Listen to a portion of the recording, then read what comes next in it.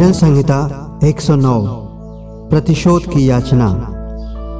हे परमेश्वर, तू जिसकी मैं स्तुति करता हूँ, चुप न रह, क्योंकि दुष्ट और कपटी मनुष्यों ने मेरे विरुद्ध मुंह खोला है।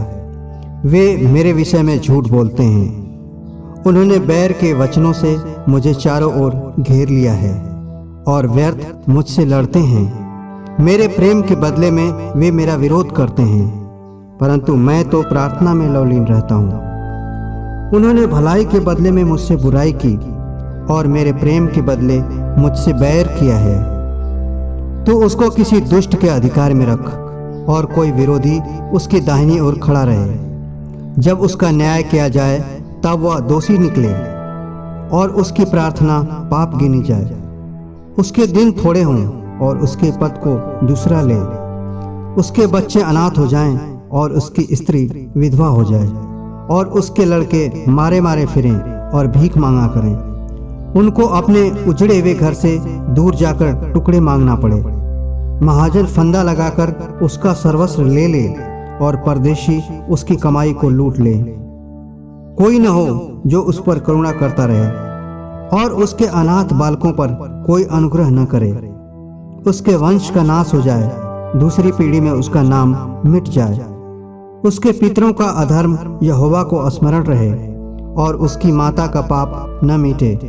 वह निरंतर यहोवा के सम्मुख रहे कि वह उनका नाम पृथ्वी पर से मिटा डाले, क्योंकि वह दुष्ट कृपा करना भूल गया, वरन दीन और दरिद्र को सताता था और मार डालने की इच्छा से खेतित मन वालों के पीछे पड़ा रहता था। वह शाप देने से प्रीति रखता था और शाप उस पर आ पड़ा। वह आशीर्वाद देने से प्रसन्न न होता था, इसलिए आशीर्वाद उससे दूर रहा। वह शाप देना वस्त्र के समान पहनता था और वह उसके पेट में जल के समान और उसकी हड्डियों में तेल के समान समा गया। वह उसके लिए ओढ़ने का काम दे और फेंटे के समान उसकी कटी में नित्य कसा रहे। यहोवा की ओर से मेरे विरोधियों को और मेरे विरुद्ध बुरा कहने वालों को यही बदला मिले। परंतु मुझसे हे यहोवा प्रभु, तू अपने नाम के निमित्त वर्ताव कर।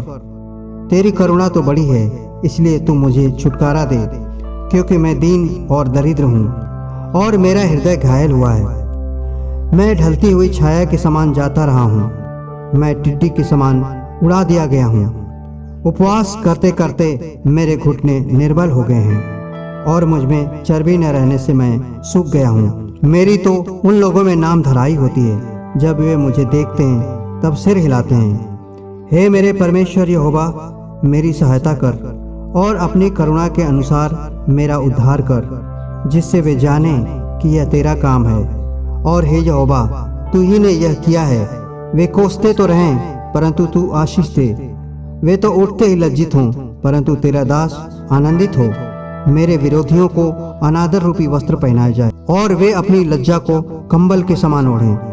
मैं यहोवा का बहुत धन्यवाद करूंगा और बहुत से लोगों के बीच में उसकी स्तुति करूंगा, क्योंकि वह दरिद्र की दाहिनी ओर खड़ा रहेगा कि उसको प्राण दंड दिलाने वालों से बचाए।